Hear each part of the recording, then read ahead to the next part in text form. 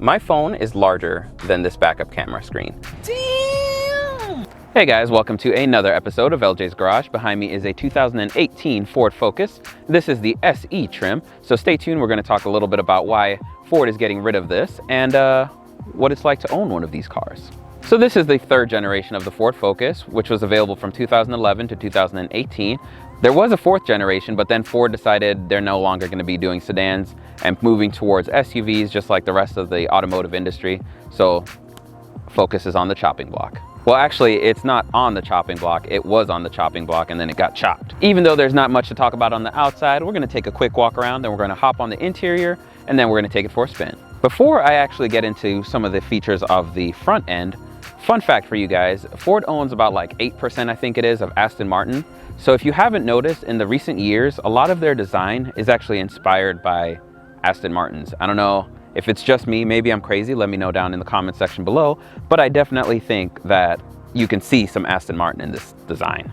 I know if you guys are ready to argue, let me start with the grille. Look at this, it's very trapezoidal and hexagonal and all those geometry shapes that I'm not the best with, but you can see it, and Ford uses this same design on a lot of their cars, and I've loved it ever since they started doing it, and I'm glad they put it on those smaller cars because now it actually makes these cars a lot more sporty and aggressive, and they have a little bit more personality even though they're the bargain economy car. Ford also went ahead and they did these sharp headlights, and it's similar to kind of how Nissan does like their GTR headlights with that swooping, you know, sporty feel. I know I'm going to say the word sporty a lot, but that's the best way to describe this front end. Plastic lip, which also adds to the aerodynamicness and the coolness of this car. Fog lights. I know I always defend BMW, but I also got to say that Ford grills have also grown in the past few years. They've also gone through puberty, and they used to be like this big, now they're that big. So make memes about that, guys. So if I were to sit here and cover all 7 of the different trims, it would take some time, and the details really depends on what you're looking for on the market. You've got everything from the S, which is just like, hey, I'm a high school student, I just need my first car, let's get it done. And then you got jump up all the way to like the SEL and the titaniums, and now you're a college kid with a little bit of extra cash, and now you're able to buy something a little bit nicer. But then you go all the way to like the STs, and then now you're a boy racer, and then now you got the fancy boy racer with all-wheel drive, the RS. Normally I would walk around and analyze some sleek body lines and some wheel arches and things like that, but on this car we don't get a whole lot of that, but we do get this cool pinstripe that goes along the side, and you get tail lights. So as far as styling goes, the front end is where all the sexiness is at. The back end is okay. The side view, it's okay. Pretty much this car is very average and it's okay. But I stand corrected, Ford did actually do some styling cues. You'll see right here it's got this little duckbill thing, and you see that on a lot of fancier cars like the Toyota Supra. So again, there isn't much to look at back here. It's not that this car isn't stylish or anything like that. I'm sure it appeals to a lot of buyers, but it's very modest. It's an A to B car. There's not a whole lot of extra sexiness put into there or anything like that. But you can see you've got your EcoBoost badge. You've got a backup camera, which I'll show you guys. This backup camera is almost as big as the screen for the backup camera. You got your Ford badge. You've got an exhaust tip that is hidden down there. Do you guys want to hear what that sounds like? I will be sure to give you guys a clip.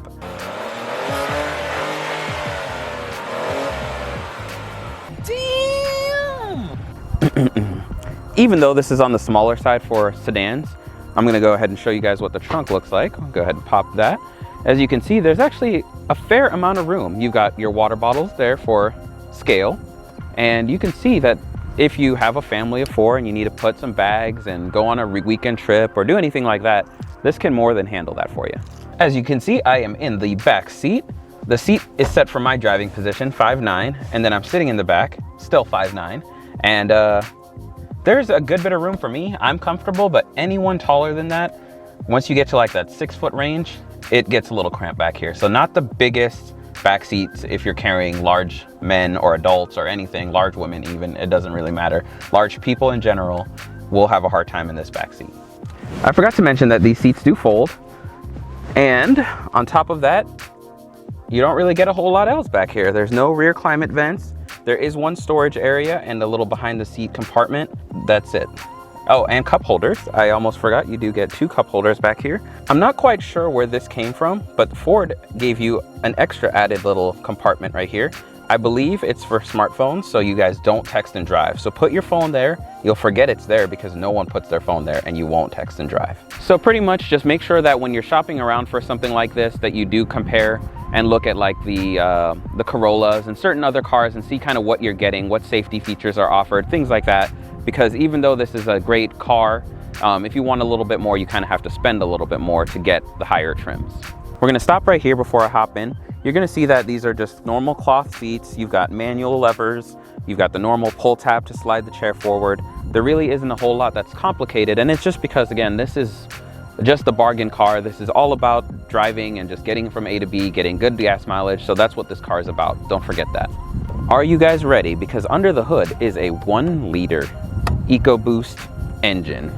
This 1-liter engine makes 123 horsepower and 123 foot-pounds of torque. Strangely enough, it comes with the option of a 6-speed manual or a 6-speed automatic. What that means is that this car is capable of doing 0 to 60 in 8.3 seconds, which actually isn't really bad for a 1-liter.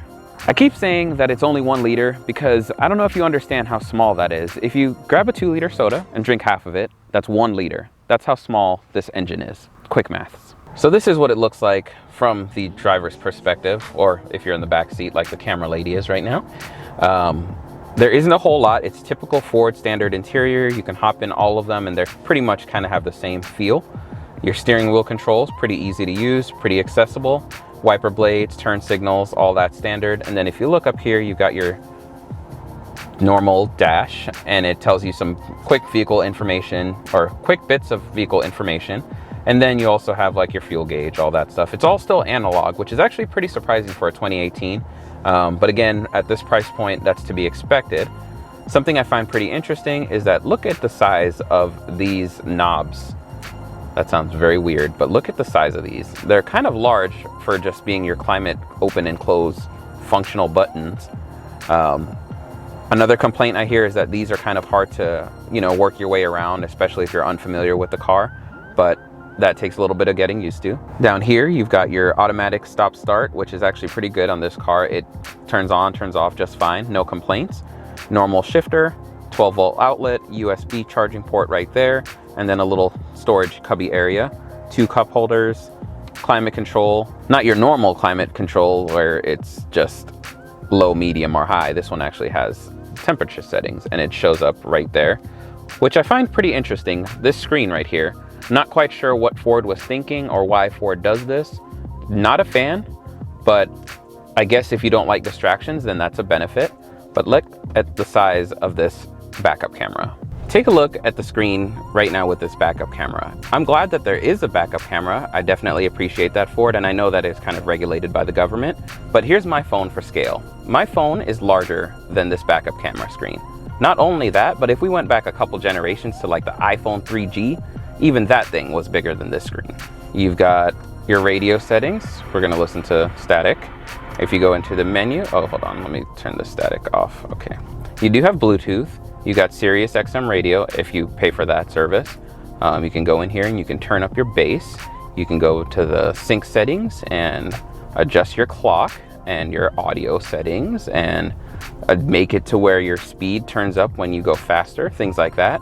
There is not really a whole lot of features. There's not really a whole lot that you can do with this screen, but that's not what this car is about. It wants you to focus on driving and to be safe. If you don't know, it's called a Ford Focus for a reason.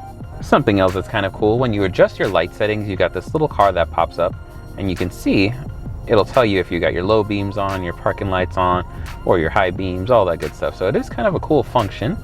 So if you guys have been anywhere in the automotive industry at all, you've probably driven a Corolla or a Civic, and this is exactly just like that. It's an A to B car, it gets you there, there's no surprises, there's no bells and whistles, there's nothing like that. As you can imagine, once you got 4 people in here, this 1 liter starts to struggle, but you floor it,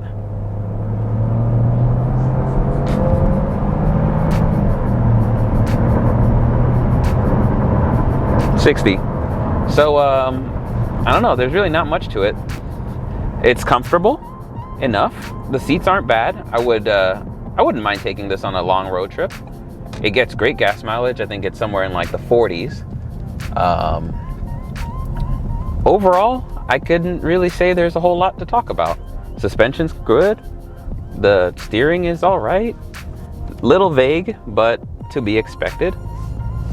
I don't know. Overall, it's a solid car. So it's got a 7 out of 10 driving experience for me. And that's it. Thank you guys so much for checking out yet another episode of LJ's Garage. If you're new to the channel, consider subscribing. Be sure to hit that like button, the comment button, and let me know what your thoughts are down below.